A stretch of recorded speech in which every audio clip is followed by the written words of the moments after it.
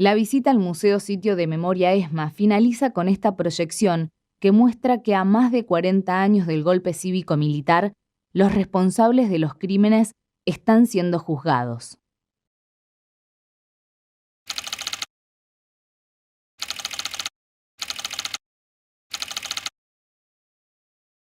En la Escuela de Mecánica de la Armada, integrantes del grupo de tareas 3.3 decidieron incluirlos en un traslado. Traslado que todos conocemos. Consistió en aplicarles una inyección total pentonaval, condujer a los aviones de la muerte, a la participación de los pilotos de la muerte. Es decir, a las víctimas de este grupo se les causó la muerte en forma dolosa. Fueron arrojados mar adentro.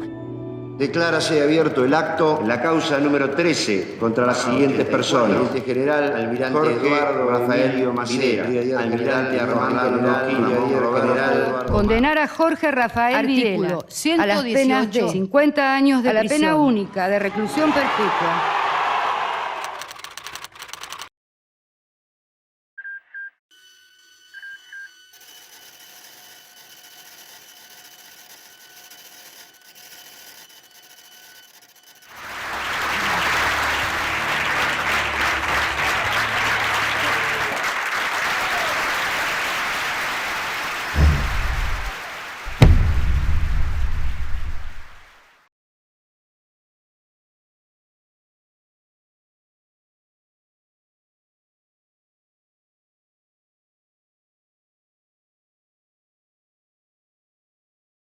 Yo nací en un pueblo de Santiago del Estero, cerca de Santiago del Estero, a 80, 100 kilómetros, pero en verdad no viví nunca allí. Soy de ahí, nací ahí, pero no viví nunca. Me fui a vivir desde niño a un pueblo mucho más lejos de la capital de Santiago. Y después, bueno, empecé el secundario en Santiago del Estero, y cuando terminé el secundario me fui a estudiar a Córdoba. Y tenía muchos amigos que ya estaban estudiando en Córdoba, algunos eran amigos de mi infancia. Y bueno, después de eso tuve la suerte de encontrarme con un amigo que vivía en el barrio Clínica, que era el barrio de estudiantes, y me invita a vivir en su casa, que era una casa muy grande. Y bueno, me voy ahí a vivir con ellos, eran todos gente de mi pueblo incluso, y la verdad que fueron uno de los mejores, ese periodo fue uno de los mejores años de mi vida, porque disfruté como estudiante, el hecho de estar, ese barrio era un barrio que no dormía, o sea, estudiábamos de noche. La verdad fue una vida de estudiante maravillosa. Me fui a estudiar Derecho y la verdad no podría saber por qué así concretamente. Diría que nunca pensé en estudiar otra cosa. Ahora, el por qué no lo sé. No sé si tenía mucho que ver conmigo. No me voy a poner a pensar así con tanto romanticismo la idea de que yo tenía la idea de la justicia. No. Me parece que estudié Derecho porque, bueno, era algo que es probable que haya habido algún tipo de identidad. Yo recuerdo que desde muy chico quise ser abogado, nunca supe por qué. Habré visto alguna cosa que me haya impresionado. Nunca, no sé, más bien de diván. Pero lo que sí recuerdo es que me divertía mucho en el colegio secundario. Nosotros teníamos una materia llamada Derecho Usual. Hicimos unos 2, 3 simulacros de juicios, y la verdad que como disfruté tanto, es como que se me profundizó aún más el gusto, pero era nada más que una cuestión casi lúdica eso, ¿no? Pero ni lo pensé, me fui directamente a la Facultad de Derecho a inscribirme. Nunca tuve duda de qué es lo que iba a estudiar. El golpe de Estado, esa noche estaba en Santiago del Estero. Estábamos todavía en vacaciones, porque fue el 24 de marzo, y fue una noche muy triste, muy dolorosa para mí. Recuerdo el discurso de Balbín, cómo finaliza el discurso. Pero ya venía yo con esa sensación, primero que era casi la crónica de una muerte anunciada, y por otro lado, tampoco el gobierno, no olvidemos que ya había mucha violencia, y bueno, por supuesto, la sensación de ver militares en la calle, ese movimiento, esa sensación de acuartelar la ciudad toda, y fue una sensación fea, una sensación de sometimiento, de sojuzgamiento. Eso es lo que yo sentí. Pero bueno, es lo que me pasó, ¿no? O sea, con un tío también estaba esa noche. Tengo la idea de como que ambos compartimos esa sensación.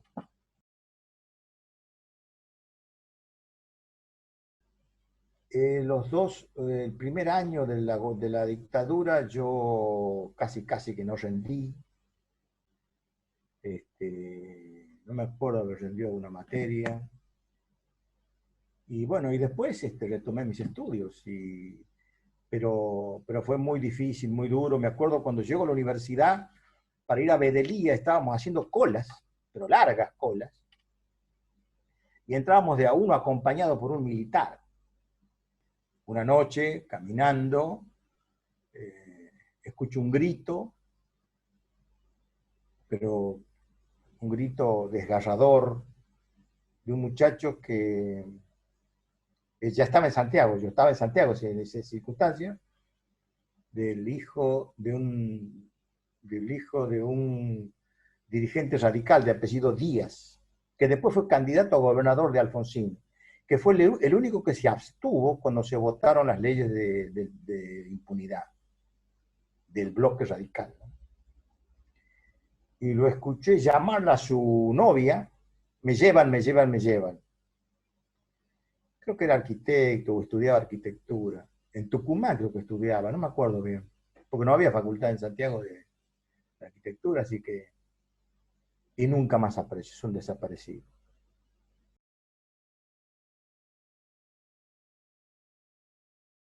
Después de recibido, volví a Santiago, muy poquito tiempo, y porque tenía unos parientes en la provincia del Chaco que me habían invitado a ir a vivir allá, a trabajar allá. Bueno, en definitiva decidí irme a una ciudad,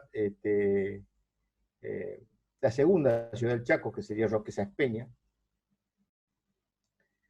Y bueno, y al poco tiempo de estar allí, bueno, yo siempre fui peronista, afiliado al peronismo, y en una oportunidad me ofrecen un cargo menor en la municipalidad de Sáenz Peña, que es un cargo de asesor de la Dirección de Tierras, en una elección. Me toca actuar como abogado, y bueno, y hice una impugnación por unas 5 mesas como abogado, y nos hicieron lugar, y bueno, se termina dando vuelta el resultado de la elección, que la habíamos perdido por 20 votos, y bueno, y a partir de ahí empieza un poco mi historia en el Chaco. En realidad hay algo que también vale la pena destacar. Cuando yo estudiaba en Córdoba, yo no conocía el Chaco. Había un profesor de Derecho Público, provincial y municipal, que me acordé mucho de su frase cuando dijo: la constitución de avanzada en la Argentina era la constitución del Chaco. Bueno, la verdad que, y era cierto, porque no había la figura del intendente, sino eran consejos municipales, y ejercía el ejecutivo el presidente del consejo, pero todas las decisiones eran del consejo, es decir, eran colectivas, ¿no? Y después las elecciones eran, las intendencias cada 2 años. Bueno, sin duda había otros institutos importantes, que la verdad, hacían de esa provincia una provincia diferente. Incluso hasta su propia estructura económica y productiva también le daba esa impronta de muchas cooperativas. Pero bueno, la cuestión es que después de esa actuación, el intendente me ofrece a mí la Secretaría de Gobierno de la municipalidad. Y bueno, después cuando terminamos la gestión, abro mi estudio, y era una oportunidad,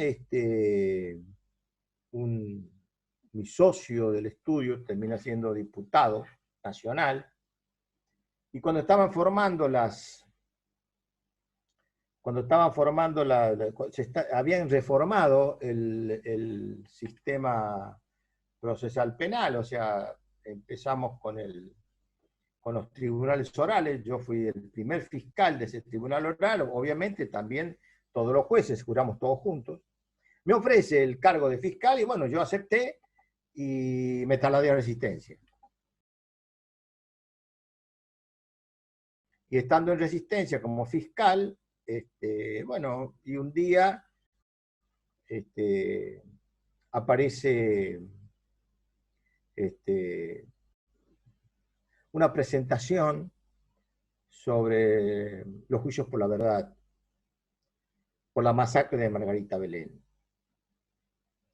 Y bueno, y allí empieza, digamos, mi actuación como fiscal de esa causa, que en ese entonces era solamente juicios por la verdad. De todos modos, yo recuerdo haber presenciado un juicio, un simulacro de juicio en la Plaza de Resistencia unos años antes, que hacían las víctimas, los familiares de las víctimas, y bueno, y algunos militantes también. La verdad, fue una experiencia maravillosa en todo sentido.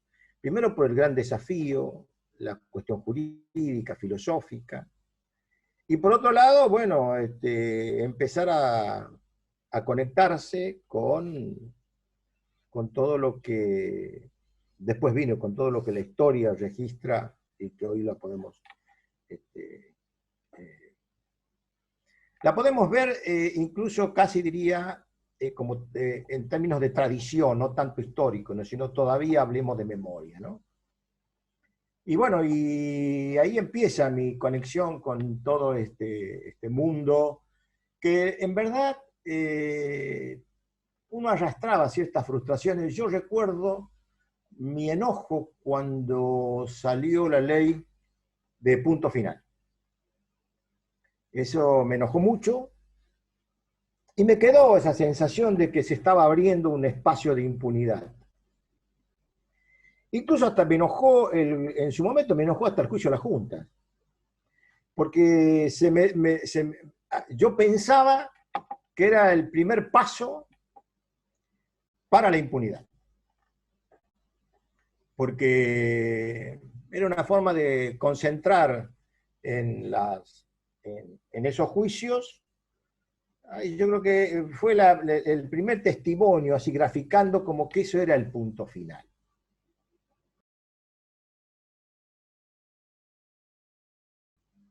En ese juicio por la verdad, yo como fiscal fue el primer impacto fuerte que sentí,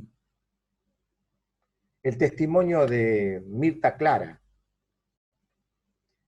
Cuando yo le pregunto cuándo la detuvieron y ella me dice octubre del 75, recuerdo que habrá sido 2, 3 de la tarde, me fui con mi secretario, que hoy es fiscal, el doctor Amat, y nos fuimos al estudio, a la fiscalía, a la oficina. Y ahí, como era octubre del 75, las leyes de punto final y obediencia debida empezaban a regir a partir de marzo del 76, los hechos ocurridos a partir de marzo. Bueno, ahí presentamos el requerimiento de instrucción por esos hechos. Los organismos estaban muy vinculados con la fiscalía en ese entonces porque iban permanentemente, yo los recibía. La familia Pierola, en ese entonces vivía la madre, Amanda Pierola, Mirta Clara, bueno, y la propia gente del Chaco, ¿no?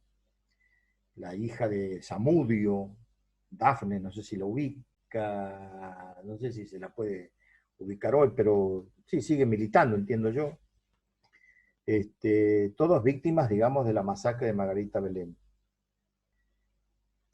Además de esa causa por los hechos que le ocurrieron a Mirta Clara antes de marzo del 76, yo había planteado la nulidad de las leyes con la matriz que ya se había planteado en Buenos Aires. Yo no hice más que casi que copiar y pegar ahí. Tomé como base aquello de la Asamblea del año 13, ¿no? Bueno, por ahí también incluí una causal. Siempre con la idea de abrir alguna puerta. Y bueno, después ya había la sensación de que la inconstitucionalidad prosperaba. Incluso, bueno, cuando salió la nulidad de las leyes, en el ámbito judicial hubo algunos cuestionamientos que tenían que ver con que cómo puede ser que el Parlamento dicte nulidades. Yo ya lo había leído, hay un trabajo, creo que era de Sansinetti, sobre el tema de que el primer libro que miré, que él entendía que el Parlamento tenía facultades para nulificar. Me parecía que no era nada jurídicamente tan extraño ni tan escandaloso. La verdad, y yo la recibí con beneplácito, pero además jurídicamente aceptándola. Y bueno, la verdad que nos abrió el camino,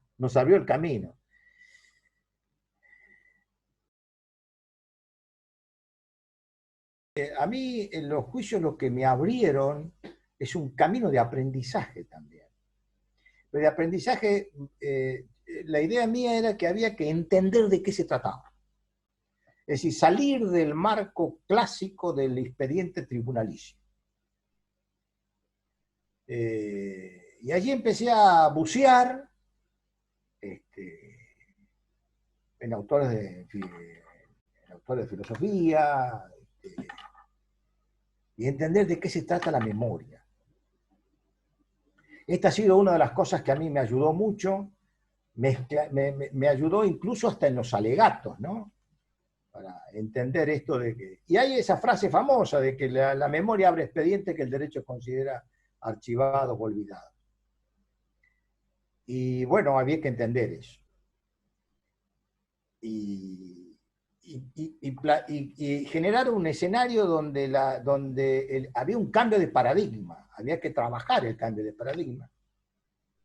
Y claro, en los juicios comunes uno mira mucho al imputado, al autor del hecho, a la prueba, y en estos juicios a mí me pareció que estábamos trabajando desde otra perspectiva por la propia naturaleza del juicio, y que era el nuevo paradigma, la centralidad en la víctima, ¿no? Y eso se veía en el juicio, salía naturalmente. Ya lo habíamos experimentado de algún modo, por supuesto, en el juicio por la verdad. Y bueno, así fue un poco mi ingreso a este escenario de tragedias. Y bueno, y uno las vive también, ¿no? Así, es imposible no conmoverse, es imposible, pero yo trataba de mirarlo desde un punto racional, es decir, había que hacerse cargo de lo que quedaba y mirar la historia de lo que estábamos haciendo más allá de los expedientes. Siempre pensé que el expediente terminaba en los anales de jurisprudencia, pero básicamente entendí claramente de que era necesario pensar el horror ese desde otro lugar.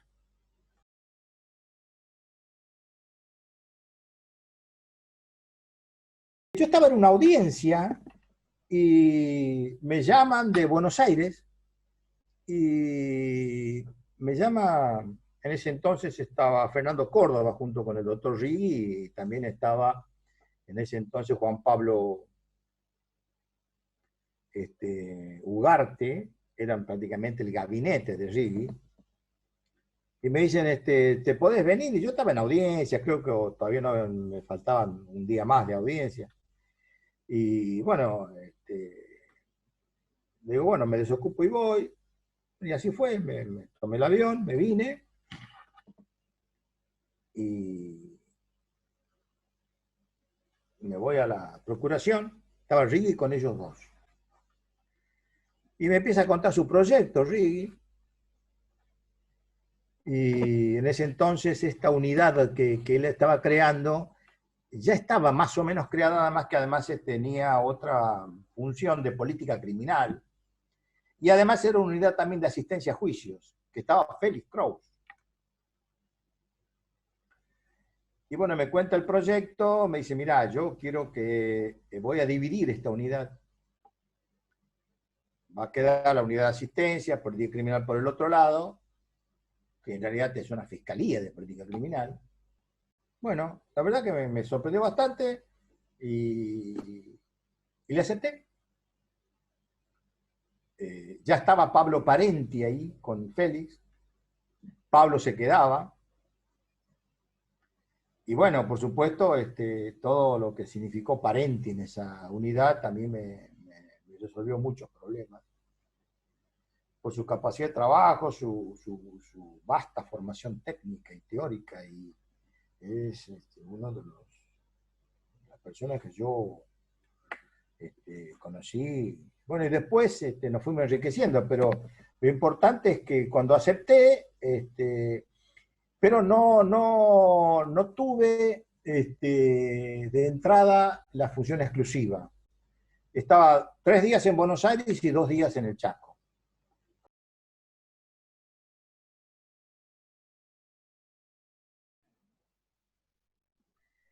Cuando llego a Buenos Aires, hay una cosa que hay que aclarar.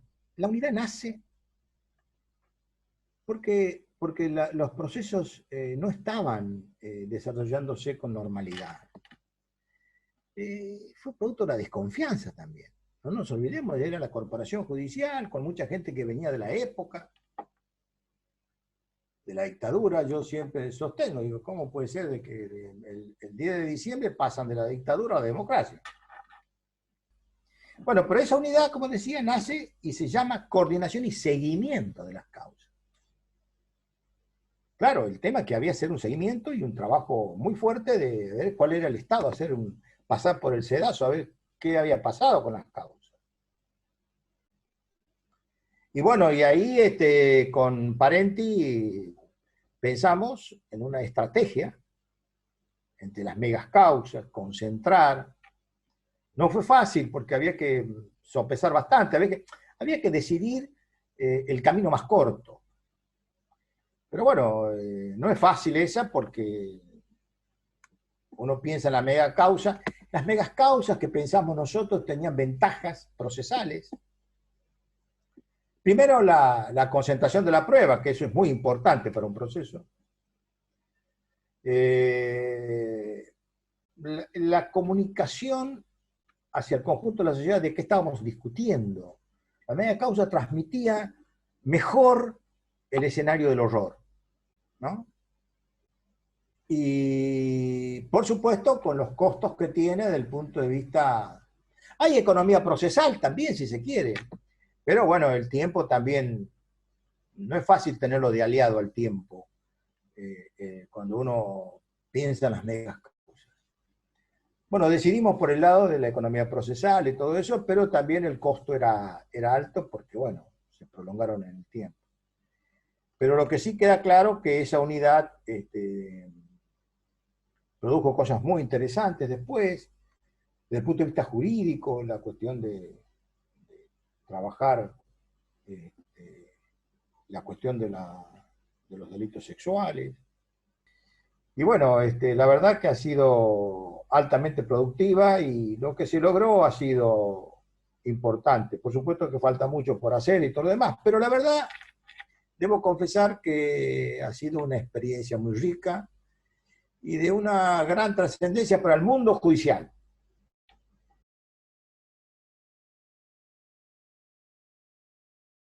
Fuera del expediente y del caso, había mucho camino por andar, y bueno, el trabajo de los organismos, de las víctimas, y del conjunto de la sociedad, hizo posible canalizar por otros lados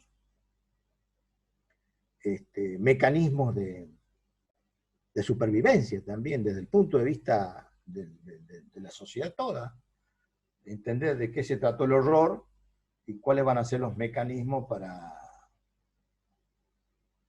cerrar el camino de retorno, ¿no? La posibilidad de retorno. Nunca eso está totalmente superado ni definido. Yo creo que no hay derechos que se adquieren de una sola vez y para siempre. Exigen lucha, exigen permanencia, exigen tosudez.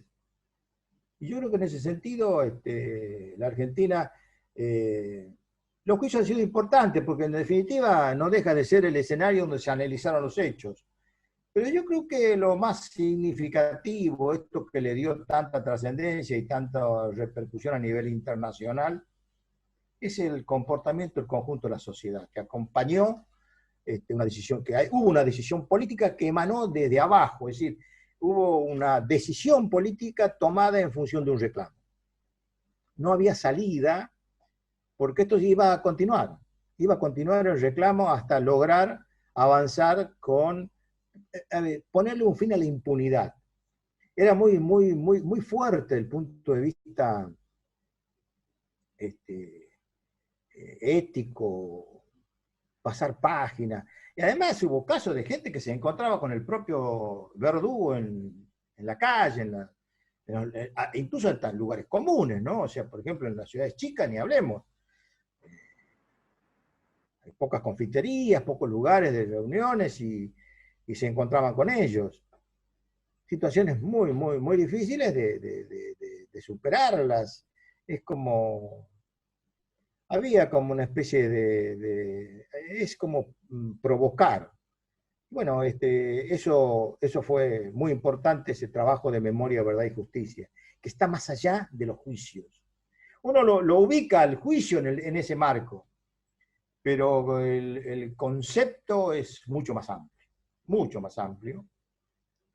Creo que, por supuesto, no cesó para nada la lucha de muchos sectores de la sociedad por la impunidad, con este discurso de la reconciliación, del perdón y todo lo demás, pero bueno, evidentemente la sociedad, esa decisión, y además es pretender curar las heridas en falso, como dijo alguien. Y esto en definitiva termina siendo... Y esa propuesta obviamente no prospera. Lo ha demostrado incluso hasta no hace mucho la movilización por el famoso 2x1 y todo lo que trajo el 2x1. Fue otro hito fundamental, fue una ratificación de una decisión colectiva, de ejercicio de memoria colectiva, y además lo que hizo esto, el 2x1, las consecuencias, incluso desde el punto de vista jurídico, terminó en algo casi emblemático, en un leading case, ¿no? O sea, tuvo que salir del Parlamento a hacer aclaraciones y la Corte tuvo que cambiar de decisión. Estamos hablando de la mayoría, ¿no? Pero bueno, eso fue un hecho como para tomarlo en cuenta en qué lugar estamos. Y bueno, y por supuesto, ese lugar es un lugar de prestigio, ¿no? Es un lugar ético que construyó la sociedad. Yo creo que ese es un refugio ético y moral de la sociedad, casi como un coto vedado, ¿no? Pero bueno, es lo que nos dejó todo eso. Sigo pensando que... Y falta mucho por andar, pero falta mucho por andar más allá de, como dije, de los expedientes. Hay que seguir ratificando esa decisión.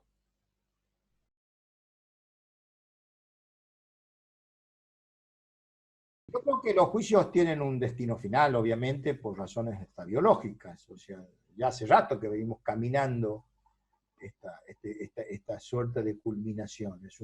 Es el tiempo, ¿no? Pero el tiempo en términos cronológicos. de aguja de reloj, pero siempre se puede hacer cosas mejores.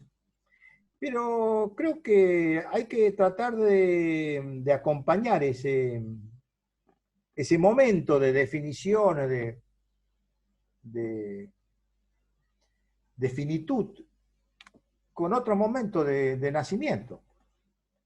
¿Qué es esto? ¿Qué es esto, no? Es decir, alguien dijo que Auschwitz no era importante por la cantidad de muertos, sino por lo que encerraba el proyecto, que era el olvido. Creo que el desafío que tenemos hoy es hacernos cargo de que aquí no hay olvido, que hay una amnesia al proyecto, que no hay reconciliación, pero no es por un problema, no mirarla en el sentido tan inocente, ingenuo. No, no, no. El tema es que la reconciliación exige caminos que por ahí a lo mejor no se den nunca. No sé, qué sé yo, España, no sé si se reconcilió alguna vez. Y tienen todavía demandas, bueno, la demanda que está en Argentina, ¿no? La querella por el crimen del franquismo. Pero me refiero, el tema es que hay que seguir trabajando y transmitir que lo que está en juego hoy ya no es solamente, porque se van a morir los imputados, muchos testigos se van muriendo, pero eso no debilita esto que pese a que quien lo dijo, que después rescindió con total, o por lo menos no le importó mantenerlo, hay un nuevo contrato social ahí, ¿eh? Por lo menos de sectores realmente importantes, masivos de la sociedad. Yo creo que hay que trabajar por ahí, y me parece que eso es, digamos, una especie de cosa nueva, ¿no? De lo que puede pasar. O sea, los juicios van a seguir siendo emblemáticos porque, bueno, son cajas de resonancia. Y después viene el otro conflicto, el conflicto de qué hacemos con el condenado, que se va a la casa, que no se va a la casa. Bueno, siempre hay efectos residuales. Pero lo que no es residual es la causa que generaron los juicios y básicamente esto de el efecto permanente de que la sociedad argentina tiene un deber moral de no olvidar. El deber de memoria me parece que es fundamental como desafío y como hay que pensarla en términos filosóficos, epistemológicos. Yo creo que ese es el camino. Yo no imagino otra cosa. Porque además nos va a servir no solamente a nosotros, porque a las generaciones que vienen. Hay que empezar a construir desde la memoria, porque yo lo viví al horror ese. Yo lo viví, y básicamente, pero no es solamente desde el punto de vista de lo que yo recuerdo, sino todo lo que significó en términos el desaparecido, la banalización de la víctima, todas las expresiones que terminaban reduciendo a objeto las personas. Me parece que hay mucho por estudiar y profundizar y transmitir al conjunto de la sociedad. Estos son los trabajos que yo valoro mucho. Incluso a veces diría que me alejé un poco de la cuestión tribunalicia y lo tomo en el sentido de un nuevo camino, ¿no? Como un nuevo camino, así como que se bifurca y tenemos que transitar el otro que es quizás, sin dejar de mirar los juicios, sin dejar de pensar que la reconstrucción de los hechos son importantes, pero algunas cosas quedarán para la jurisprudencia y para el mundo tribunalicio. Pero yo creo que, como insisto, me parece que hoy tenemos otros desafíos y esos son los que tenemos que hacernos cargo, ¿no?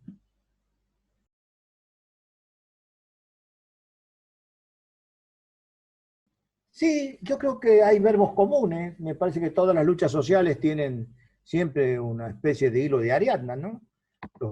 Se van comunicando. Yo creo que sí, yo creo que sí. Es importante porque en definitiva son propuestas de cambios profundos, de cambios de paradigma, y eso a sectores conservadores, sobre todo a sectores del poder, que les molesta bastante, y no se atreven, precisamente. Yo creo que esa cuestión de, cuando se habla de represión, tiene un significado y una lectura casi dramática, hoy mismo, hasta en los noticieros. Y yo creo que esto es importante, sí, las luchas de género son para mirar, es decir, son cambios que se van produciendo en la sociedad y creo que esa historia que vivimos le allanó un poco el camino. Probablemente, a lo mejor en otro tiempo estaríamos siempre con represiones, no sé si saldrían las leyes. Me parece que la sociedad avanza. Obviamente que a lo mejor viviríamos también otras circunstancias de horror. La historia, decía Marx, la violencia es la partera de la historia. Bueno, sin duda. Pero la historia se fue escribiendo con dolor. Bueno, uno lo ve en los chicos también, ¿eh? La gente joven de hoy empezó a creer en la política como instrumento. Lo hemos visto empezó con el kirchnerismo, la reivindicación de la política.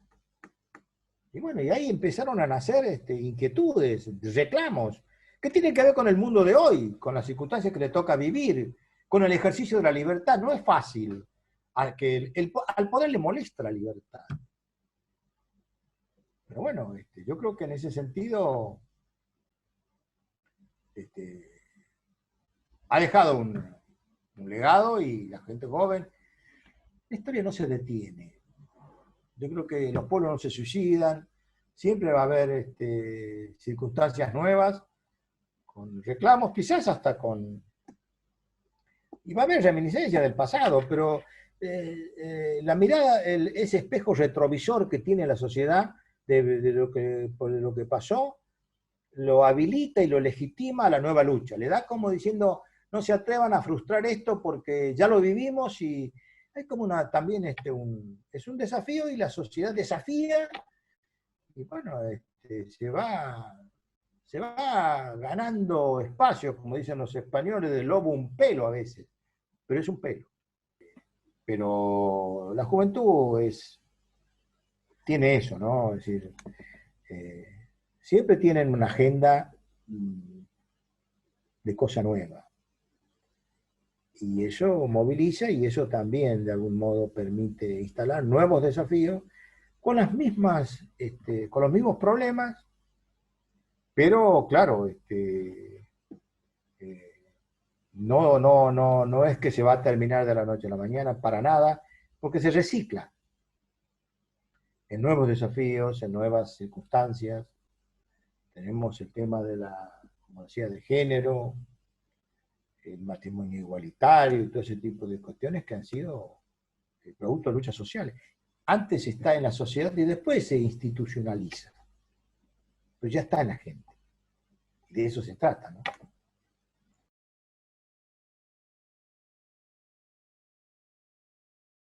Y bueno, fue un hecho traumático, es como verlo, pero yo traté de mirarlo desde un lugar más de vida que de muerte, ¿no? O sea, me pareció que era importante mirarlo desde ahí, es decir, ¿qué estábamos haciendo ahí nosotros? Mirá, es como, no, yo lo vivencié, sin prejuicio del impacto emocional, pero a veces también estimula, ¿no? Estimula. Uno siente que puede ser protagonista ahí. Al lado de ellos, es como que hay una transmisión. Bueno, ese es el sentido de la memoria, ¿no? Tradición, entrega. No hay, la historia está todavía lejos. nosotros hoy tenemos tradición todavía, o sea, escuchamos de las víctimas, lo que nos cuentan, los que vivieron, lo que fue la ESMA, que la conocemos no solamente por verla, por ver sus ladrillos, sino también porque adentro todavía se escuchan los gritos, de algún modo, ¿no? Metafóricamente hablando, ¿no? Y yo creo que es imposible no conmoverse frente a eso. Y conmoverse es casi un deber ético también. Está dentro de uno eso, ¿no? Seguramente habrá otros que mirarán desde otro lugar, pero bueno, una sociedad tiene una estructura moral y uno pertenece a ese conjunto de la sociedad con estructuras morales. Entonces, me parece que eso es lo que yo reivindico fundamentalmente de los lugares donde se transmite la lucha. Por eso hay gente que no logra comprender bien cuál es el lugar que dejaron. Es yo creo que no es fácil traducir lo que dice Walter Benjamin cuando habla de la memoria, cuando habla de que el verdugo sigue ganando en la medida que nadie recoge el guante de la memoria, que el guante, digamos, del legado, ¿no?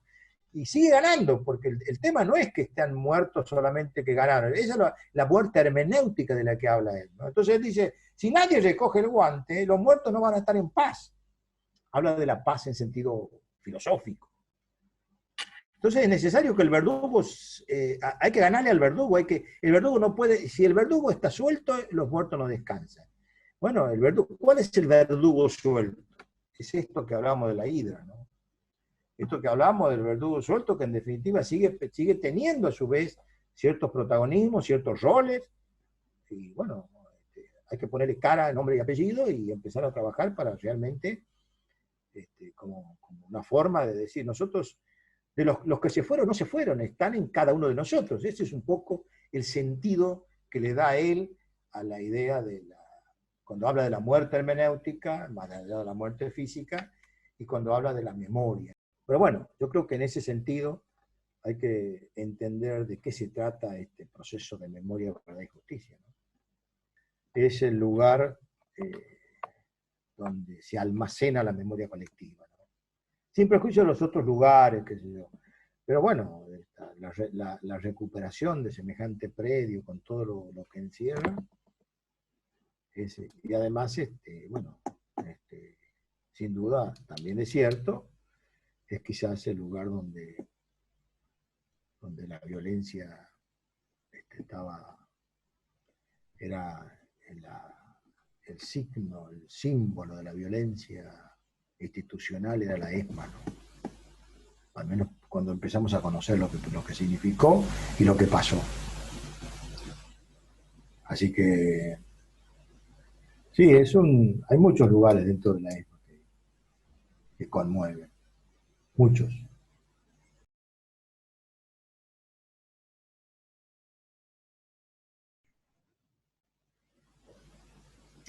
Yo voy a apelar a un concepto benjaminiano. Yo creo que hay dos formas de mirar el tiempo. Una, el tiempo cronológico, esto como él decía de las agujas del reloj, y hay un tiempo histórico, el tiempo lleno. Yo creo que la ESMA ya tiene un tiempo histórico.